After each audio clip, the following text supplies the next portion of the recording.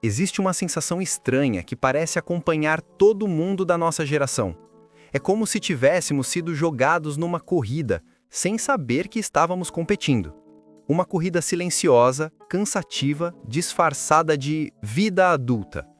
E quando você pergunta, mas correr para onde? Ninguém sabe responder.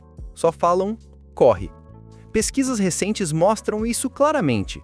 Tem matéria dizendo que millennials e a geração Z são as gerações mais estressadas, mais ansiosas e mais esgotadas da história. Não é drama, não é mimimi. Burnout virou estatística oficial.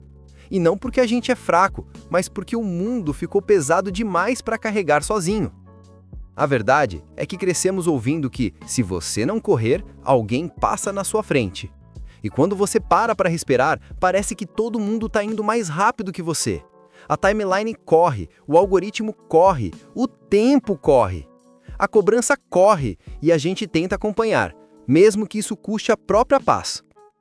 Burnout não é só cansaço, é acordar exausto, é trabalhar sem sentir o que está fazendo, é viver no automático, é perder o brilho, a vontade, o sentido. É se olhar no espelho e pensar, quando foi que eu me perdi dessa forma? E aí chega a melhor parte. Dizem que a culpa é sua.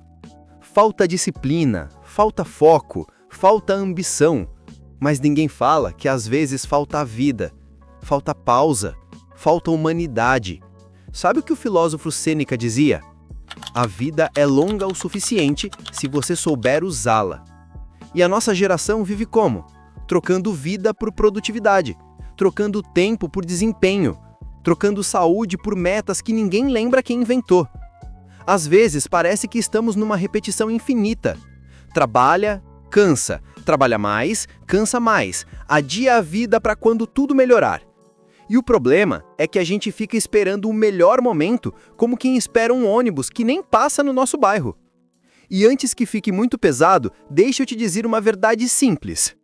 Em algum lugar dessa corrida desesperada, a gente esqueceu de viver. E o mais irônico é que se fosse um anime, provavelmente teria aquele personagem muito sábio que diria algo do tipo: jovem guerreiro, você não precisa correr tanto. O que parando para pensar faz sentido. Nietzsche dizia que quem tem um porquê enfrenta qualquer como. Mas a gente foi treinado para correr sem porquê. Para sobreviver, não para existir. Para entregar resultado, não para sentir a própria vida. E o burnout chega exatamente aí, quando você percebe que deu tudo, menos tempo para você mesmo. E no fundo, existe uma revelação amarga. A tal corrida de ratos não é metáfora. É literalmente como o sistema funciona. Um labirinto com recompensas pequenas, pressão constante, caminhos que parecem diferentes, mas levam ao mesmo lugar. Trabalhar, pagar, repetir. É uma ilusão de progresso onde ninguém realmente chega a lugar nenhum. E tem outro detalhe que pesa muito nessa história: a comparação entre épocas. Porque sempre aparece alguém dizendo: na minha época, ninguém tinha burnout. Na minha época, todo mundo trabalhava duro e não reclamava. Mas essa comparação é injusta. Os desafios mudaram, o mundo mudou e a pressão também. Antigamente, muita coisa era mais linear. Você estudava, arrumava um emprego fixo, crescia devagar, construía uma vida. Hoje o caminho é um labirinto. Emprego não é garantido. Salário não acompanha o custo de vida. Moradia virou luxo. E estabilidade é quase uma lenda urbana. As oportunidades que existiam naquela época não são as mesmas de agora. E o preço que se paga para chegar lá é muito mais alto. Comparar nossa geração com a deles é como comparar um jogo no fácil com um jogo no modo pesadelo. É injusto e desonesto. E o mais irônico, muita gente que diz que não tinha burnout antes, também não tinha metas inalcançáveis, notificações 24 horas por dia, competição global e a sensação constante de que você está atrasado. O peso mudou, a cobrança mudou e a vida ficou mais rápida do que qualquer ser humano consegue acompanhar. Por isso, não caia na culpa de pensar que eles conseguiam e você não. Cada geração tem suas batalhas, e a nossa é sobreviver a um mundo que não sabe mais parar. Mas aqui vai o ponto que ninguém fala. Você não é obrigado a correr. A vida não tem linha de chegada. Não tem troféu por exaustão. Não existe medalha de melhor sobrevivente.